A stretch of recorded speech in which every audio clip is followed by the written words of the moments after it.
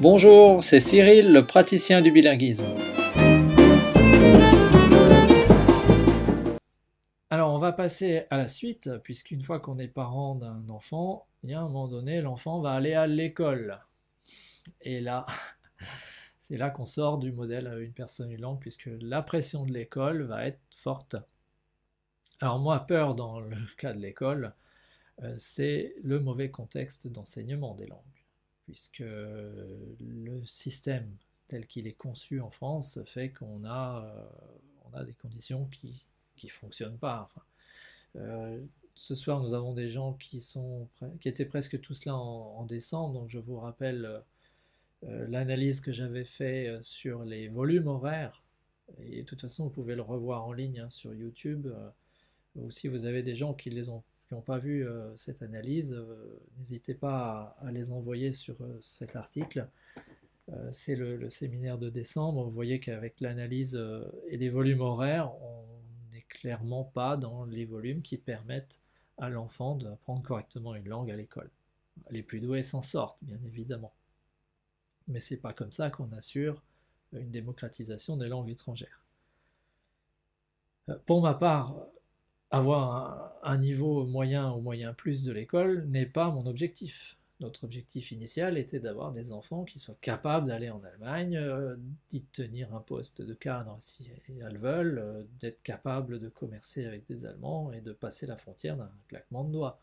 Donc un niveau similaire à celui d'une langue maternelle. On n'a pas perdu de vue notre objectif. L'objectif du début est toujours là. Et c'est ça qu'on cherche.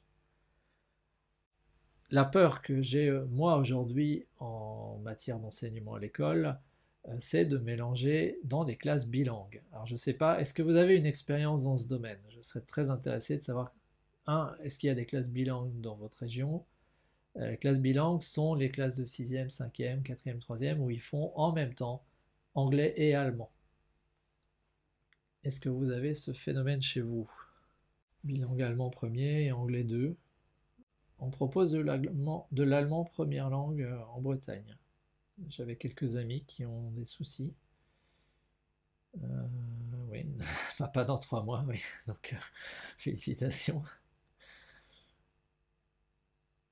Tant mieux. Alors, j'ai lu une étude récemment, le bilingue est en train de sauver la place de l'allemand en France. Euh, Ici, la situation n'en est pas encore là, l'allemand n'a pas encore est encore en bonne position, il n'a pas encore besoin du bilingue pour être protégé.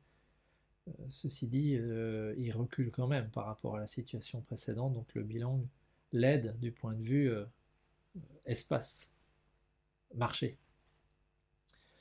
Mon sentiment, et c'est celui que j'avais exprimé sur le blog, hein, dans un article par rapport aux classes bilingues, c'est que moi je pense sincèrement que c'est pas une bonne idée de mélanger allemand et anglais. Tout simplement parce que c'est le chemin de moindre résistance pour l'enfant et l'anglais a tellement de vocabulaire proche du français que la langue est forcément plus simple pour un enfant qui est en 6e et qui fait les deux. Donc j'ai franchement trop peur qu'un enfant aille vers l'anglais et à un moment donné se dise l'allemand non. Donc pour moi, la stratégie, c'est clairement bilinguisme précoce avec l'espéranto ou avec n'importe quoi d'autre.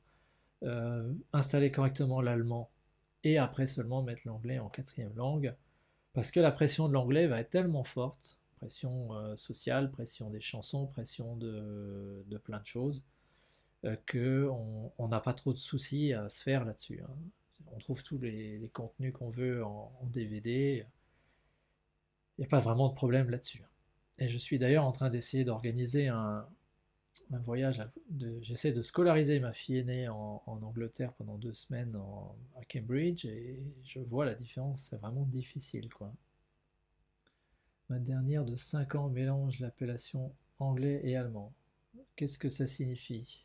Est-ce que ça veut dire qu'aujourd'hui elle a conscience il y a le français qui est la langue dominante et il y a tous les autres dans le même sac?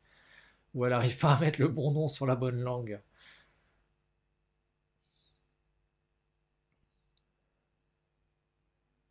L'anglais est très fort. Même chez toi, dans un environnement où la maman est allemande.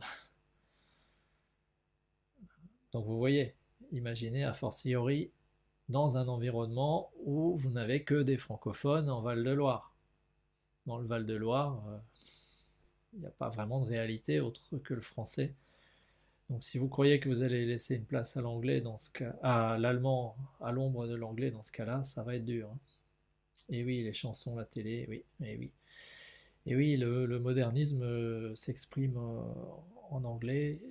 Je ne dis pas que les autres ne sont pas modernes, mais il est clair que la position de l'anglais fait que toutes les autres langues sont en risque de régionalisation. Ça nous ramène à une des peurs qu'on avait vues tout au début, la peur de la langue minoritaire. D'ailleurs, si vous regardez, il y a actuellement une très forte polémique au Québec avec le fait que le bilinguisme soit obligatoire dans certaines entreprises. Là-bas, clairement, le bilinguisme n'est pas vu comme quelque chose de bon pour les francophones. Il est vu comme le pas, la dernière étape avant l'assimilation et la disparition du français. Donc eux se battent pour le droit au monolinguisme en français. Donc c'est un contexte qui est totalement différent.